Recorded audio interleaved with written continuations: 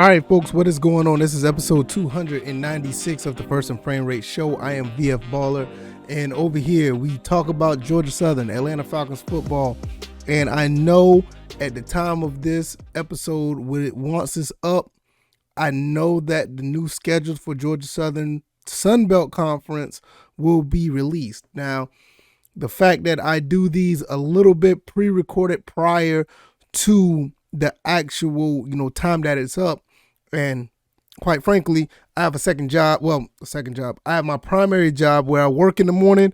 I won't be able to talk about that schedule, but I will give you a little insight on the games that I know real quick, and we're going to talk about the Sun Belt games on the next episode. So 297, we're going to cover the Sun Belt games entirely, the conference schedule. But I will say, be on the lookout on my Twitter page, the Twitter handle VF Baller.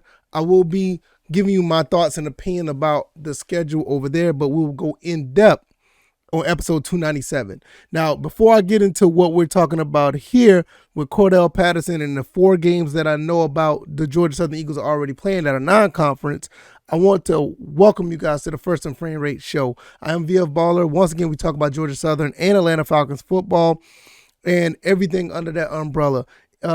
Over here, we try to make things, as concise and complete as possible. And I thank everybody who has been watching and listening lately. For everybody who's here now, just go ahead and hit that like button. Share this video. Also, subscribe to the channel if you haven't already.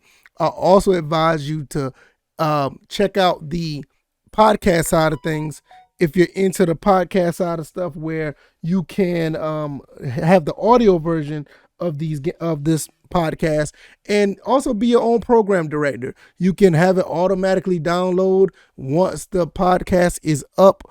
Once I upload it, and it'll automatically download to your device, and you can just listen to it whenever you get ready. So that is just an awesome thing. Also, shout out to the individuals that are giving me 5-star ratings on the Apple iTunes side of things. You guys are amazing. I really appreciate it. Also, if you want to, last but not least, if you want to donate, you can click any of the links down in the description, and I will really, really appreciate it. If not, if you don't choose to, that's fine. Either way, it's totally optional. And the fact that you're here listening, that always, make it worth the while, the fact that you're here. I really appreciate it. Let's get into this stuff right here. Before I get into Cordarrelle Patterson, the 4 games that Georgia Southern do that I know that they play in September. They're playing against Morgan State. They're playing against Nebraska. They're going up to Nebraska and playing Nebraska in September 10th. Going to UAB on the 17th, which I'm going to try to make that game. I want to make that game and the game after that, the Ball State game. I'm going to travel to Birmingham and try to get to that game on the 17th. And the Ball State game, which is in Paulson the following weekend. Now, I'm going to have to move and shake some things around. I'm pretty sure I'll be able to talk to a couple of guys at my primary job and make some things happen on at least one of them days. I think I'm off on one of those Saturdays. I can't remember. But definitely, I'm trying to take both Saturdays off, and definitely going to try to represent and support our Georgia Southern Eagles. So once again, Morgan State, that's the home and season opener. Then we go up to Nebraska and play Nebraska, which, that may be a winnable game, to be honest. The Nebraska game is maybe a little bit more winnable than we think. The UAB game may be a little more tougher. We played them in Birmingham, and we're going to play them. I'm going to go to that game. And the Ball State game, which is back at Paulson. Ball State is coming to Statesboro on September 24th. So I don't know the rest of the schedule. If you want any of the information of the schedule, as of the time of this episode is up, it will probably be released, and you can find me on Twitter at VF Baller. The link is down in the description. I will have my thoughts and opinions about the schedule, and we'll go in depth of the schedule once we once we do episode 297. So that's how things are going to be going with that. So just be patient. It's just, these are a little pre-recorded. I don't do live episodes, which one day hopefully I will. But that's just the way things are going right now. Now, let's flip over to talk about what's on deck on the title of episode 296. Keeping Cordarrelle Patterson in Atlanta. I mean, what else can you say about this? This is probably the biggest free agent acquisition of 2021. Now, I know that the Falcons did not have an overly successful season. I say it was successful based on the cards that the Falcons had. I mean, we didn't have a true number one receiver. A lot of things just didn't go our way. We were basically the best bad team. We were the best bad team of the NFL. But there's no doubt with Cordarrelle Patterson, with him coming into the fold, he made a huge difference for the Atlanta Falcons. And I don't see where there'll be a situation where that he is not re-signed with the Falcons. I think this is somewhat of a perfect storm for the Falcons, and I'm going to explain that in a little bit, how this is going to play out very well for the Falcons and why this should be a priority for the Falcons. And I don't see where it'd be no other way. First and foremost, Cordarrelle Patterson wants to be in Atlanta. I mean, he's not walking around with this sign, and it's not a Photoshop sign that you see on the screen for my YouTube and Rumble listeners. This is not just a sign where you can, they just put in Photoshop. He was carrying this in the beginning. I think it was the beginning or the ending of a game. I want to say it was the beginning of a game where he's actually carrying this, and he's been a very vocal person and very tweet vocal or very active on Twitter, tweeting about him wanting to stay in Atlanta. There's been articles saying that Atlanta feels like home for him. He feels like he is at home and he wants to stay. There's been pictures of him talking about of him showing his locker in his locker room. He's been talking about how much he loves Arthur Blank and the way that Atlanta utilized him. I mean, how could you not love being here? Because his talents are off the charts. I've watched Cordarrelle Patterson even when he was at Tennessee and also when he played for the Bears. I think he was with the Vikings at one point. I can't remember, but I know for sure when he was playing for the Bears, and he looked pretty good. He looked really good, but I did not see this coming. What he done in Atlanta was nothing short of phenomenal. Running the ball out the backfield, being a wide receiver, doing all kind of things on the field, helping the team out, and making sure that he puts himself in position to help the team win. I mean, we just talked about this in episode 295 with all the guys in Georgia Southern moving around to help the team win. And this is what, this right here is what I'm talking about. This guy is showing what it takes to be a real football player, and it's really cool. I mean, I think he actually even threw the ball one time.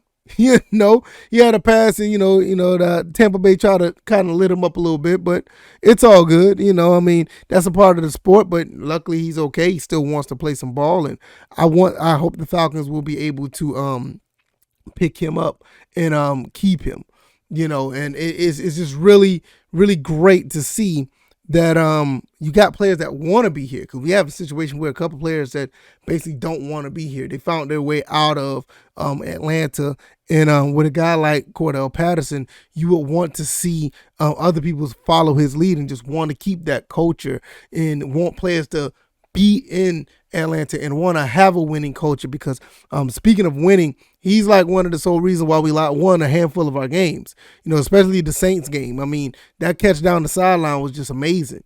I thought the game was over, and he caught that pass down the sideline and set up Younghoe Koo for the win against the Saints. So, it's just good times just to see just to see things like this take place when your best player, basically, it's almost debatable him, Matt Ryan, or Grady Jarrett. But when you're looking at one of your best players that want to stay in Atlanta, it really keeps the rest of the team intact as far as, hey, we got a guy here that wants to, be something with this team, and maybe it inspire others to play it. Maybe inspire another player to actually say, you know what, I want to stay here too. I want to play with Cordarrelle Patterson and the rest of these gang with the gang. We see what they're trying to build here. We were like basically a few games away from actually having a winning season. A couple things go our way, and we're looking at a 9-8 season instead of a 7-10 season.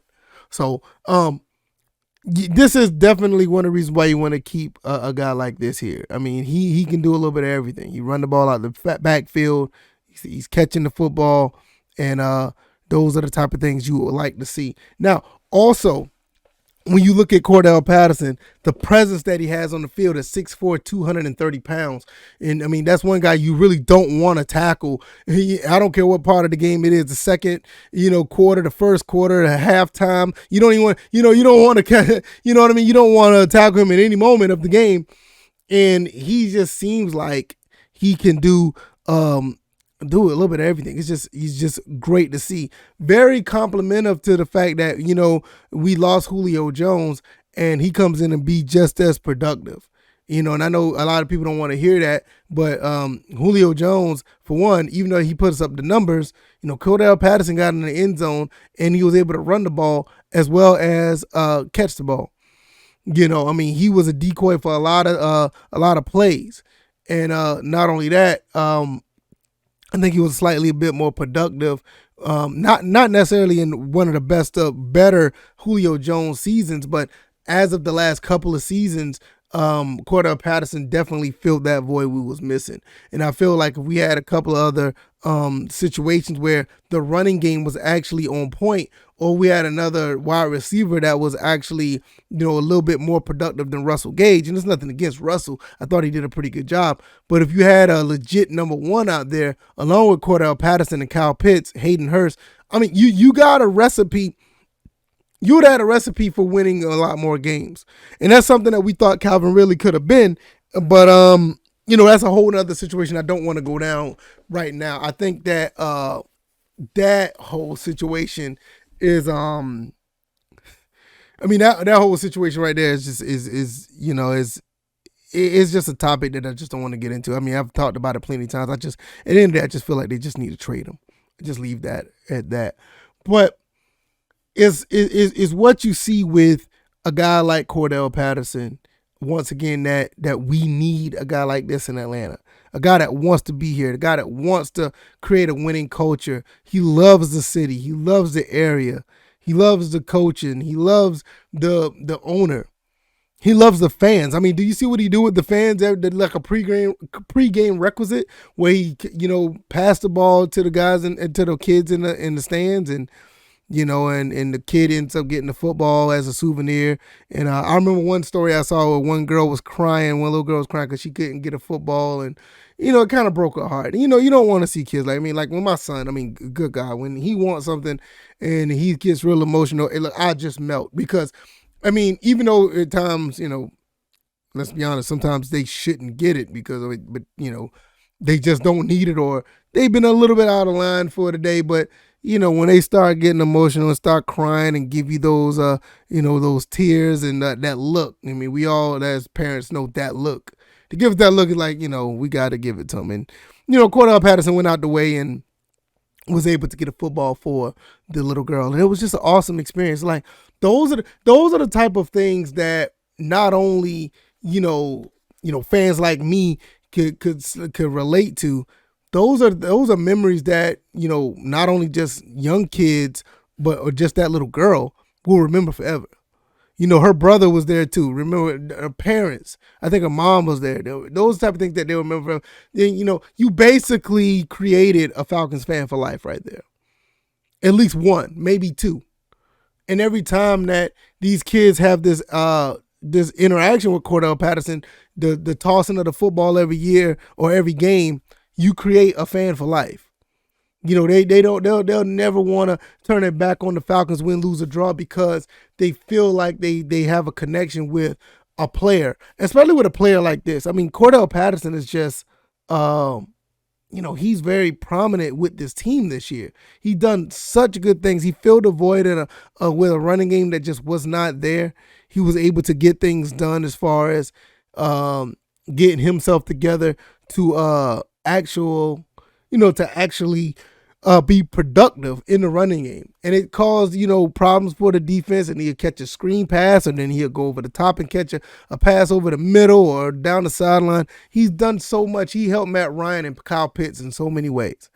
All of them out to Zacchaeus and Russell Gage. He's been a big asset to them, because without him, and let's just say for the sake of, situation, if Calvin really went down and you didn't have a guy like Cordarrelle Patterson, I mean, we would have been in a much deeper situation, probably relying on Kyle Pitts so much where his rookie season wouldn't have been as effective as it was. You have to remember, Kyle Pitts had a 1,000-yard season as a rookie, went to the Pro Bowl. He got a touchdown in the Pro Bowl too, but that's cool. But I mean, the Pro Bowl, man, that's another topic I can tell you, man, they really need to do something about the Pro Bowl. But I will say, with him being on the field helped a lot. And I would love to see him back on the field. Get us a couple more receivers, get him back there, probably get another running back to help Mike Davis out. And just every now and then put Cordarrelle Patterson back there behind, in the backfield to have him run the ball as well. He's like a Swiss Army knife that that is a very effective one as well. You have a lot of Swiss Army knives out here and they just, they only do a couple of things well or whatever. It just seemed like Cordarrelle was just so well rounded in so many things that he done. You know what I mean? So it was a really beautiful thing to see because I don't think anybody saw this coming. I don't know what Arthur Smith saw. Maybe he saw something I didn't see, or obviously he did, or any of us didn't see because I knew Cordarrelle Patterson did focus on running out the backfield at other teams. He played running back a little bit. But the significant jump from previous years to this year was like phenomenal because it's not just about the money. I mean, it's not just about the stats. What really stood out is the effectiveness of him actually doing those type of things. That the times that they happen, the balance in the passing and the throwing game. I mean, the passing and the running game. That was just something that was really, really good to see when he was able to put it all together. I want to look at his stats real quick before we get out of here. This is something I want to look at. Let's see if we can pull these up real quick. For the Falcons, his total stats this year, he had 618 yards rushing, 4 yards to carry, 6 touchdowns. He on 153 attempts. He caught 52 passes for 548 yards for 5 touchdowns. So that's very balanced. I would like to see that. You really can't, complain about any of these numbers. And for what I see, since he's been with the Vikings all the way up till now, all of these were career highs. 618 yards rushing was a career high, and the 548 yards receiving was a career high. So, why wouldn't you want this guy to stay on the team? Doesn't live too far. Well, he's from Rock Hill, South Carolina. I don't know if he still lives in the area or whatever the case may be, but I'm pretty sure something about this area that he wants to stay, whether it be the Atlanta or the Rock Hill area or anywhere in between. Anywhere around that is good money for him. 11 total touchdowns, also a career high. 6 touchdowns rushing, career high. Catching, receiving touchdowns, 5 was a career high. How could you not want this guy to be on the team? I don't know. I think this is the number one priority for the Falcons in free agency. Go ahead and get him signed again. I can't think who else is a free. I think Russell Gage is a free agent. He's an unrestricted free agent. Or one of the two. Let me see. Before we get out of here once again, let's see who are the free agents for this year. Dante Fowler is gone now. Matt Gano, Cordarrelle Patterson. Where does it go? Here we go. Back to overthecap.com. Shout out to overthecap.com. Dante Fowler.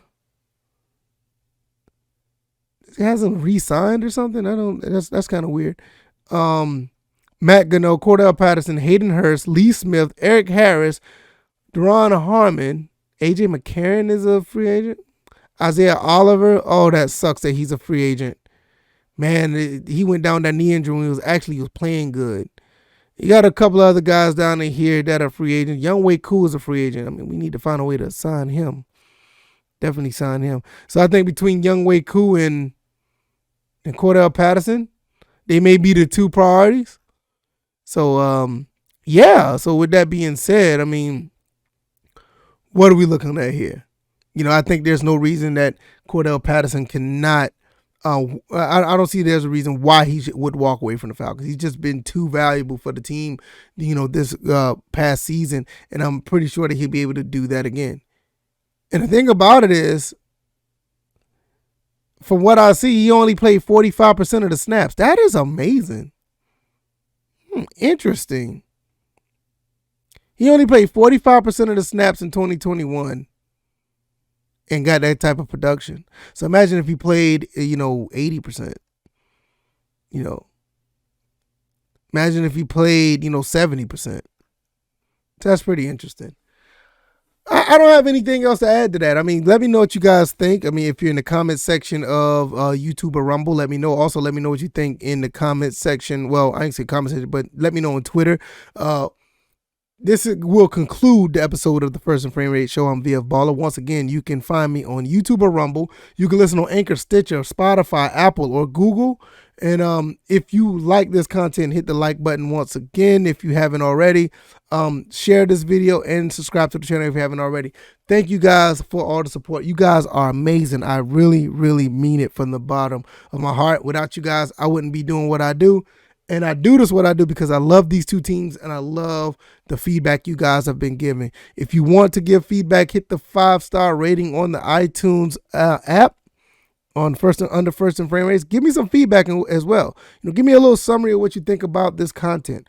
Also, if you want to donate to the show to help the show grow, you can go ahead and hit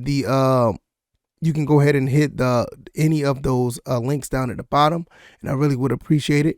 Either way, if you guys are listening, that'd be awesome. Find me on YouTube or Rumble, Anchor, Stitcher, Spotify, Apple, or Google, and I will see you guys on the next one. Wednesday, we will be talking about the Sun Belt Conference for Georgia Southern. We're going to talk about that schedule and see who we play and when we play and what does it mean. But also find me on Twitter as well. I'll be talking about it briefly over there because I'm pretty sure all the the schedules are out now and this episode is pre-recorded. So we'll see you guys on the next one. Thank you guys for listening. You guys be blessed. All right, y'all. Peace.